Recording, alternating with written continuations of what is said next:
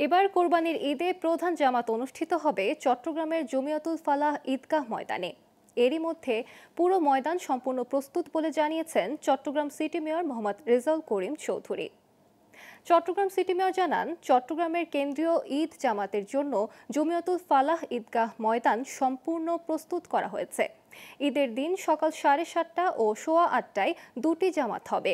মুসল্লিদের সুবিধায় রয়েছে পর্যাপ্ত ফ্যান আর শামিয়ানা। স্বাভাবিক বৃষ্টিতে ঈদের জামাত বিঘ্নিত না হওয়ার জন্য মসজিদের আশপাশের নালাগুলো পরিষ্কার করা হয়েছে। তবে ভারী বৃষ্টি হলে মসজিদের ভেতরে জামাত হবে। এছাড়া মুহাম্মদপুরে ঈদের নামাজ পড়তে পারবে এমন একটি ঈদগাহ নির্মাণ করা হয়েছে বলেও জানান তিনি। আমরা তো ভাউচার দিয়েছি, পানির ভাউচার প্রত্যেকটা এলাকায় যেখানে হবে গরু জবাই করবে সেখানে পানি দিয়ে ধৌত করবে, তারপরে রোগ জীবাণু যাতে ছড়াতে না পারে ব্লিচিং পাউডার ব্যবস্থা করেছি।